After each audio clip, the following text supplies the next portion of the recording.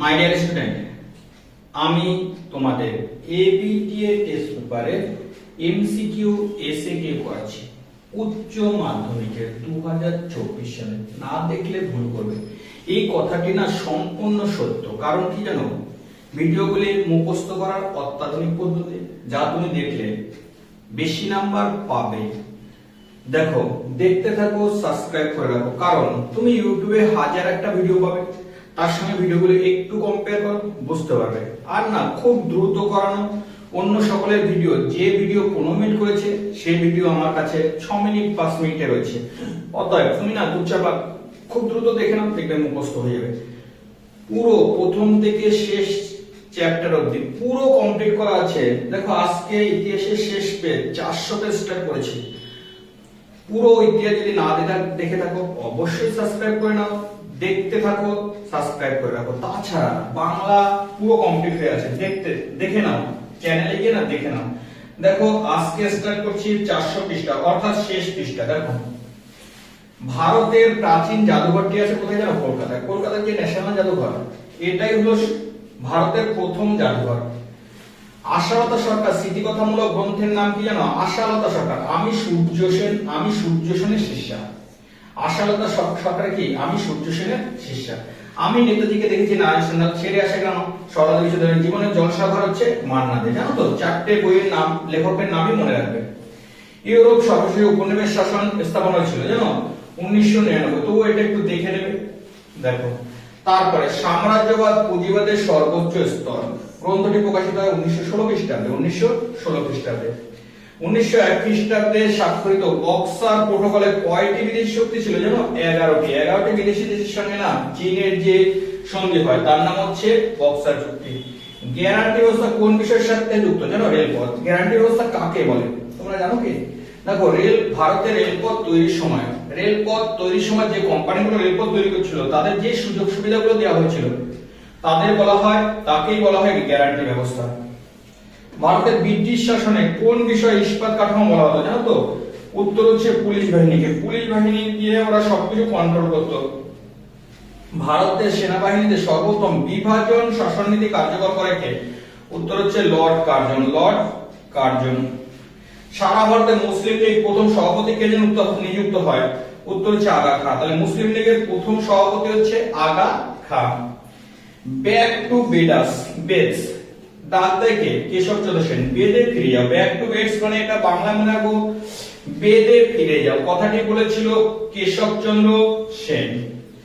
জনজাগরণ সমিতি গঠন করেছিল কে জানো? চেন তুই শিউ। হেভি ইম্পর্টেন্ট, চীনে তৈরি হয়েছিল চেন তুই শিউ। রামমোহন রায়কে রাজা উপাধি কে দিয়েছিল জানো? দ্বিতীয় আকবর। মুঘল সম্রাট দ্বিতীয় আকবর রাজা রামমোহন রায়কে রাজা উপাধি দিয়েছিল মুঘল সম্রাট দ্বিতীয় আকবর। দেখো,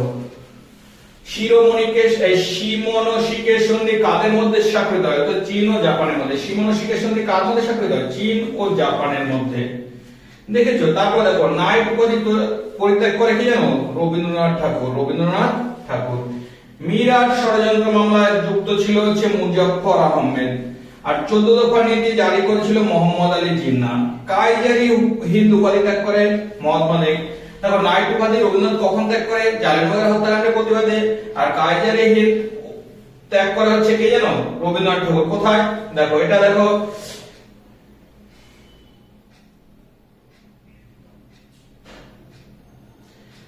এটা কোনটা? এটা সব মিলছে। আসামে ভারত ছাড়ো আন্দোলনের উল্লেখযোগ্য অবদান রাখে কে জানো?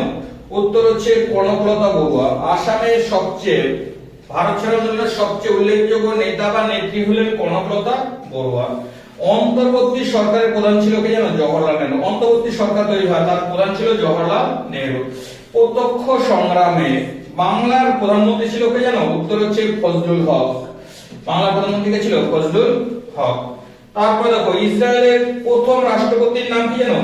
ইসরায়েলের প্রথম রাষ্ট্রপতি ডেভিড বেন গুরিয়ন। ইসরায়েলের প্রথম রাষ্ট্রপতির নাম কি জানো?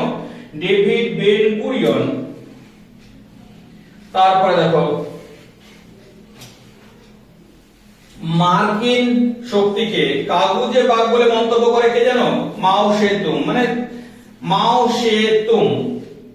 না কাগজে ভাগ বলে মাও সেতুং। তারপর দেখো যুগোস্লাভিয়া কমিকন থেকে আলাদা হয় কবে জানো 1948 সালে। যুগোস্লাভিয়া কমিকন থেকে আলাদা হয় 1948 সালে।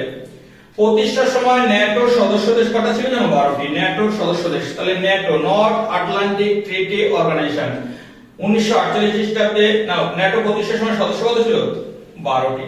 বাংলাদেশের আইনসভার নাম কি জানো উত্তর জাতীয় সংসদ। বাংলাদেশের আইনসভার নাম কি জাতীয় সংসদ। ভারতের মহাকাশ কর্মসূচির জনক কে জানো উত্তর হচ্ছে বিক্রম সারাভাই। মহাকাশ কর্মসূচির জনক বিক্রম সারাভাই। হোমিও জাহাঙ্গীর বড়ুয়া ছিলেন পারমাণবিক শক্তি কমিশনের চেয়ারম্যান। আর প্রশান্ত চন্দ্র মহালনবিশ দ্বিতীয় পঞ্চবার্ষিক পরিকল্পনা অর্থাৎ হচ্ছে নেহেরু মহালনবিশ মডেল। মনে রাখতে হবে সবগুলোকে। দেখো তারপর হচ্ছে ভারতের মহাকাশ কর্মসূচির জনক বললাম স্তম্ভ মেলানো। দেখ জিয়াউর রহমান কি যেন বাংলাদেশের রাষ্ট্রপতি ছিল বাংলাদেশের। বেন বেল্লা হচ্ছে আলজেরিয়া তো। ডক্টর সুকর্ণ হচ্ছে ইন্দোনেশিয়ার প্রথম রাষ্ট্রপতি। সৈয়দ আহমদ খান দ্বিজাতি তত্ত্ব। তাহলে হচ্ছে একটা বি দুই একটা ডি। তাহলে কোনটা বি এরটা দেখেছো বি এরটা মিলে গেছে। পরেরটা চলে আসি দেখো সাম্রাজ্যবাদ বলতে কি বোঝো। দেখো আর্থিক সাহায্য দান করে কোন রাষ্ট্র অনুগত্য স্বীকার করা হয় নয়া সাম্রাজ্যবাদ। তাহলে নয়া সাম্রাজ্যবাদ এখন কিন্তু কোন দেশ কোন দেশকে দখল করে না। কি করে কোন দেশকে এতটা পরিমাণে সব ধরনের সাহায্য করে যাতে সেই দেশটা তার আনুগত্য স্বীকার করে।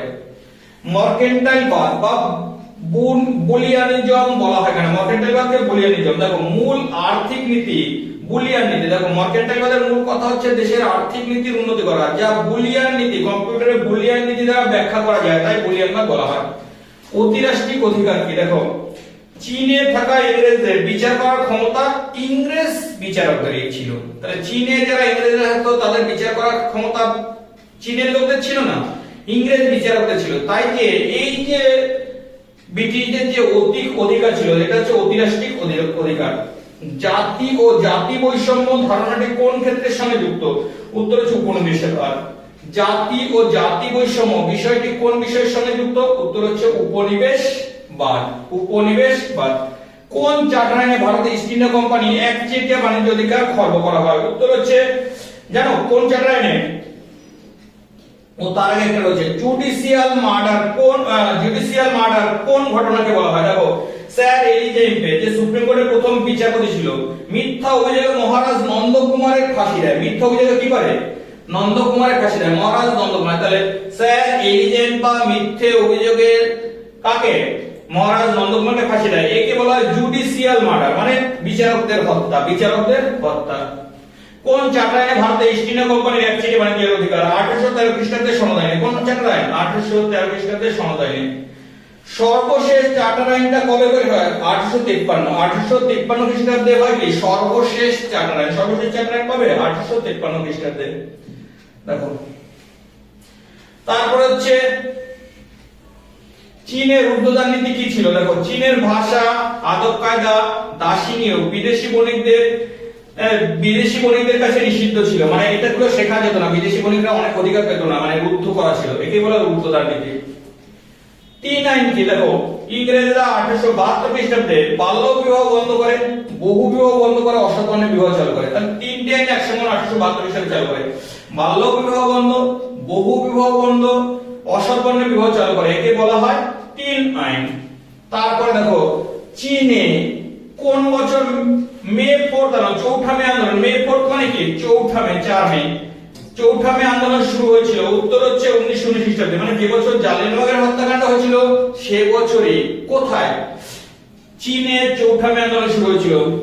100 দিনের সংস্কার কি ছিল দেখো চীনা সম্রাট কুয়াংশু 1895 খ্রিস্টাব্দে 100 দিনের সংস্কারের একটি প্রথা চালু করে। তাহলে 100 দিনের সংস্কার কে করে চীনের সম্রাট কুয়াংশু 1895 খ্রিস্টাব্দে 100 দিনের সংস্কার চালু করে।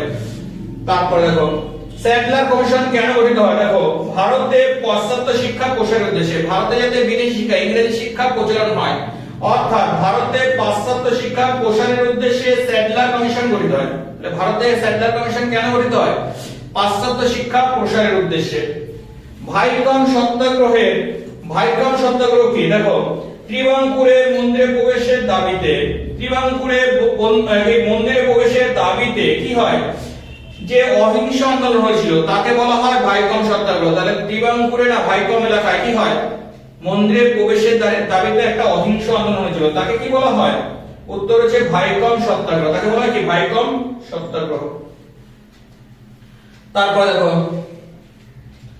তারপরে বলেছে কোন অঞ্চলে বাংলার ডান্ডি নামে পরিচিত? উত্তর হচ্ছে নারায়ণগঞ্জ। তাহলে বাংলার ডান্ডি কাকে বলা হয়? নারায়ণগঞ্জ। নারায়ণগঞ্জ এখন কোথায়? বাংলাদেশে অবস্থিত। সিমলা ডেপুটেশন, সিমলা ডেপুটেশন কি? দেখো, 1940 সালে সিমলা ভাইসরয় এবং মুসলিম লীগের একটি অধিবেশন বসে, যেখানে মুসলিম লীগের অনেক সুযোগ সুবিধার কথা বলা হয়।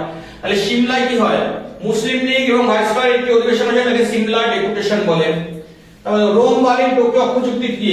দেখো, দ্বিতীয় বিশ্বযুদ্ধে ভারতীয়দের না 1960 সালে ইতালি, দেখো ইতালি জার্মানি জাপানের মধ্যে চুক্তি হয়। তাহলে 1960 সালে ইতালি জার্মানি জাপানের মধ্যে একটি কি হয়, নিজেদের মধ্যে যে চুক্তি স্বাক্ষরিত হয় পরস্পরের মধ্যে, তার নাম হচ্ছে রোম বার্লিন টোকিও অক্ষ চুক্তি। ওয়াভেল পরিকল্পনা কি? দেখো, দ্বিতীয় বিশ্বযুদ্ধে ভারতীয়দের সাহায্য পাওয়ার জন্য ওয়াভেল কি করে, ভারতীয়রা যাতে দ্বিতীয় বিশ্বযুদ্ধে ইংরেজদের সহযোগিতা করে তার জন্য একটি পরিকল্পনা চালু করে, তার নাম ওয়াভেল পরিকল্পনা। ভিয়েতকং কাকে বলা হয়? দেখো, ভিয়েতনামের সেনাবাহিনীকে ভিয়েতকং বলা হয়। ভিয়েতনামের সেনাবাহিনীকে কি বলা হয়? ভিয়েতকং। কেননের বেষ্টনী নীতি কি? দেখো, সোভিয়েত রাশিয়া তার এলাকায় থামিয়ে রাখা, সোভিয়েত রাশিয়াকে তার এলাকায়, দেখো সোভিয়েতের প্রভাব দিন দিন বৃদ্ধি পাচ্ছিল, তার এলাকা যাতে বেশি বৃদ্ধি না পারে আমেরিকার উচিত সোভিয়েত রাশিয়াকে তার এলাকায় থামিয়ে রাখা, বাইরে প্রসার না হতে দেওয়া। এটাই ছিল কেননের বেষ্টনী নীতি। মার্শাল টিটো কে ছিল? জানো, যুগোস্লাভিয়ার প্রথম রাষ্ট্রপতি। তাহলে যুগোস্লাভিয়ার প্রথম রাষ্ট্রপতি কে? Marshal Tito. মার্শাল টিটো কে ছিল? যুগোস্লাভিয়ার প্রথম রাষ্ট্রপতি। অর্থনৈতিক উদারনীতিকরণ কি? দেখো, অর্থনৈতিক ক্ষেত্রে সরকারি বেসরকারি বিনিয়োগ, অর্থাৎ কি মুক্ত বাজার, সরকারি বেসরকারি বিনিয়োগকে একসাথে বলা হয় অর্থনৈতিক উদারনীতিকরণ। নেহেরু মহানবেশ মডেল কি? দেখো, দ্বিতীয় পঞ্চবার্ষিক পরিকল্পনা রাশিয়ার অর্থনীতি অনুসারে হয়েছিল, আর চালু করেছিল কে? প্রশান্ত চন্দ্র মহানবেশ। তাহলে ভারতের দ্বিতীয় পঞ্চবার্ষিক পরিকল্পনা রাশিয়ার অর্থনীতি অনুসারে হয়েছিল, এটা চালু করেছিল প্রশান্ত চন্দ্র মহানবেশ, আর তখন প্রধানমন্ত্রী ছিল জওহরলাল নেহরু। তাই তাদের দুজনের নাম অনুসারে ভারতের দ্বিতীয় পঞ্চবার্ষিক পরিকল্পনাকে নেহেরু মহানবেশ মডেল বলা হয়। দেখো, এই ছিল টোটাল প্রথম থেকে শেষ অবধি ইতিহাসের এমসিকিউ এসিকিউ। তুমি না যদি না দেখে থাকো, অবশ্যই প্রথম থেকে শেষ অবধি দেখে নাও, তুমি লাভবান হবে। ভিডিওটি দেখতে থাকো, সাবস্ক্রাইব করে রাখো, বন্ধুদের কাছে শেয়ার করে দাও। কারণ কি, তুমি যে লাভবান হবে তার জন্য ভিডিওটি তোমার সাবস্ক্রাইব করতে হবে, কারণ সকল ভিডিও তোমার কাছে তোমার চাই, শুধু ইতিহাস নয়। এবার কিছুক্ষণের মধ্যে, হয়তো কালকের মধ্যে তুমি পুরো এডুকেশন পেয়ে যাবে, তারপর দর্শন পেয়ে যাবে, তারপর শিক্ষা বিজ্ঞান পেয়ে, পুরো সব পেয়ে যাবে, কোনো সাবজেক্ট বাদ না দিয়ে। দেখতে রাখো, সাবস্ক্রাইব করে রাখো। আজ এ পর্যন্ত, পরবর্তী ভিডিও আরেকটু পরে আসছে।